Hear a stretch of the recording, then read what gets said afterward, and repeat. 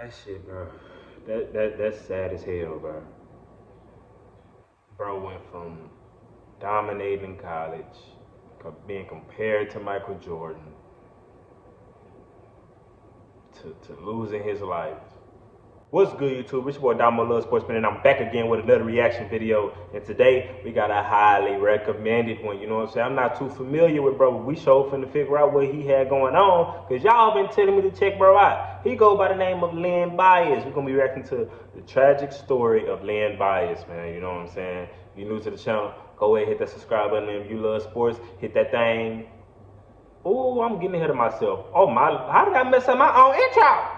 What did I do?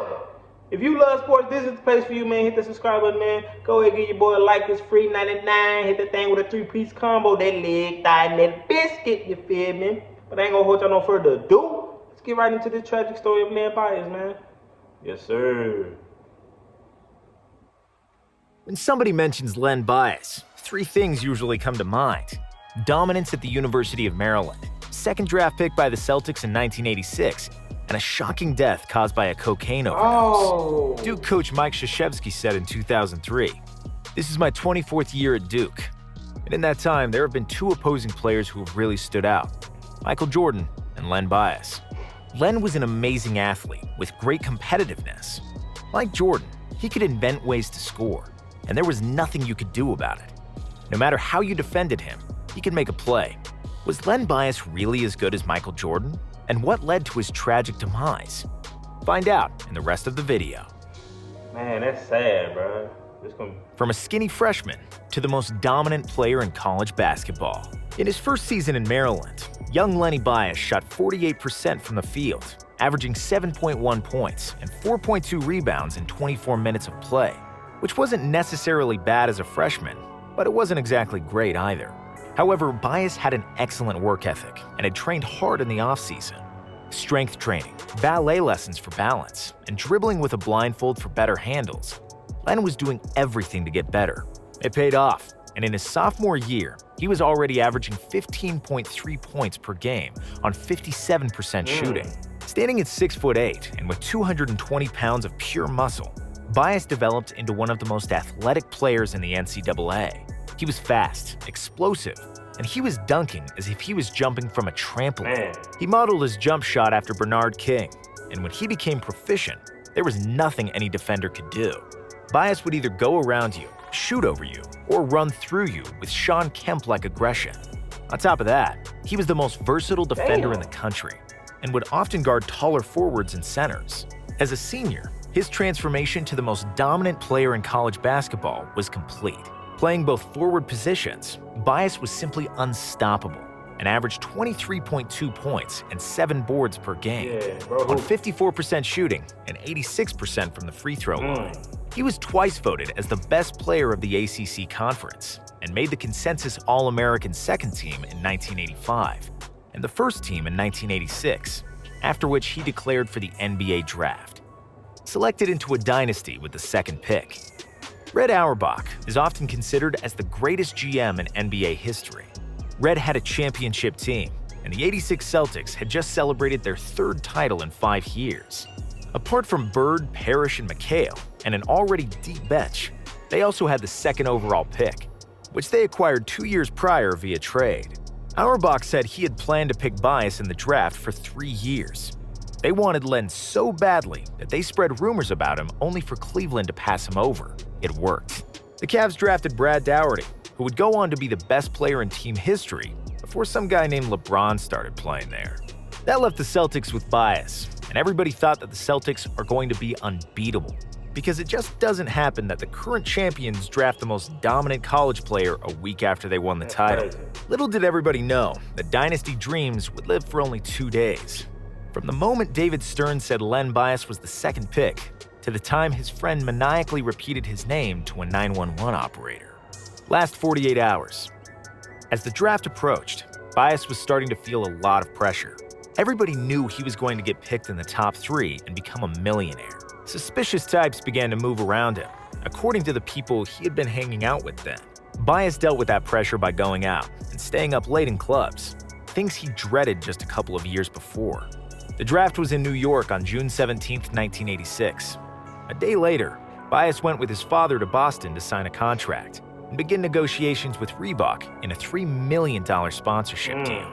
Reebok saw how Michael Jordan propelled Nike to a global brand and hoped to achieve the same with Len. From today's perspective, $3 million seems ridiculous, but at the time, it was an extremely lucrative deal. That same evening, Bias returned to Maryland to his dorm room, where he spent the night in the company of childhood friend Brian Tribble and his two teammates, Terry Long and David Gregg. They consumed cocaine, which was too pure and too strong. After he snorted his final line, Bias started to feel sick. He began to stumble, then lay back to bed, where he suffered a series of heart attacks. At 6:30 a.m., Brian Tribble called 911. Fueled with cocaine, he couldn't stop repeating Len's name. "This is Len Bias. This is Len Bias. You have to bring him back to life. He can't die." Paramedics showed up at 6:50 a.m. and found Bias unconscious and not breathing. Attempts at resuscitation.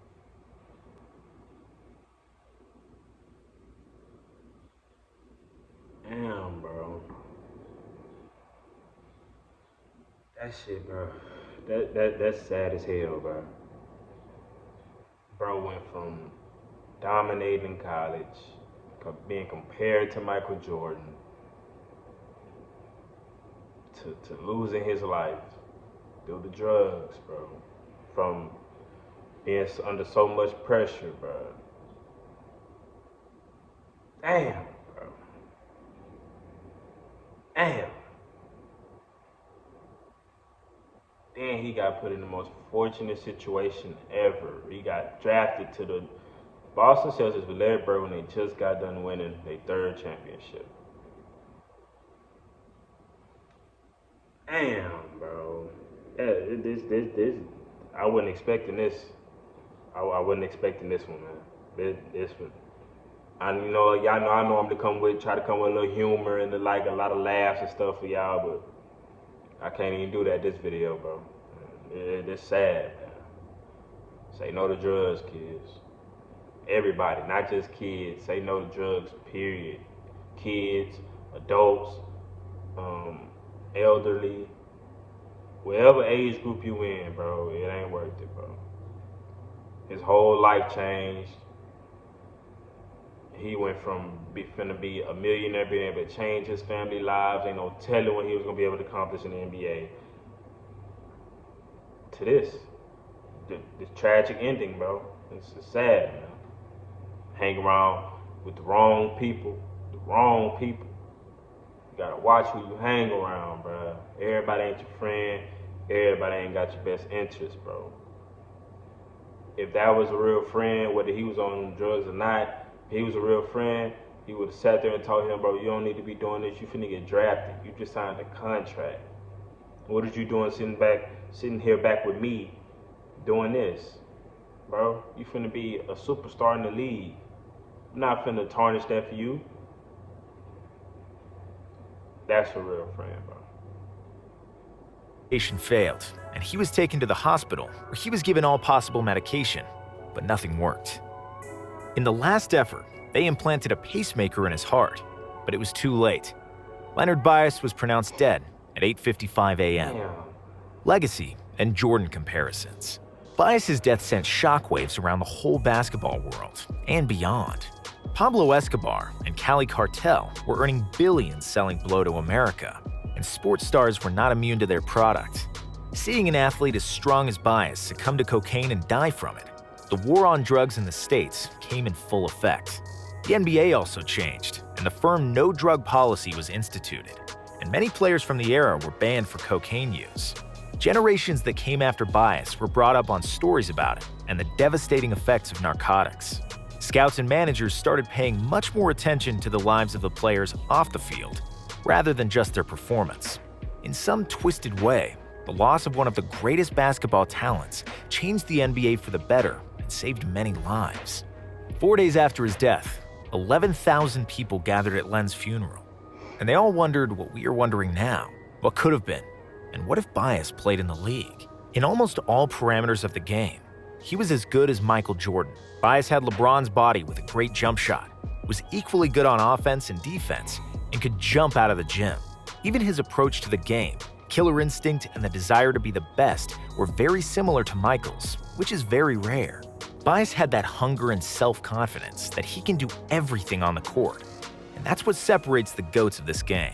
Would Len Bias really be MJ's biggest rival will forever remain unknown, but one thing is certain, Len Bias is one of, if not the most talented basketball players ever not to play in the NBA. Like I said, man, I know this reaction probably wasn't entertaining, but nothing in this video was funny, or at least for me, you feel me? This was really sad, you feel me? And I'm glad it's the last video I did today, because I probably wouldn't even want to make no other video, you know? But man, it's your boy Damo Love Sports, man. Go ahead and hit that subscribe button, man. If you love sports, this is the place for you. Go ahead and leave this video a like if you made it to the end. That means you obviously enjoyed it, you feel me? And I appreciate every last one of y'all for all the support y'all been giving me. My sub count has been going up crazy, you know? And that genuinely mean a lot to me, man. One of these days I'm gonna come out with my own story, you know? I've been through a lot recently, you know?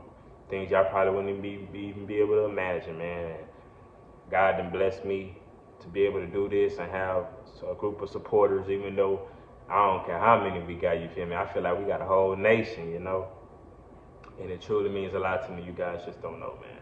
But it's your boy Damo Love Sports, and I'm about this thing, man. Peace.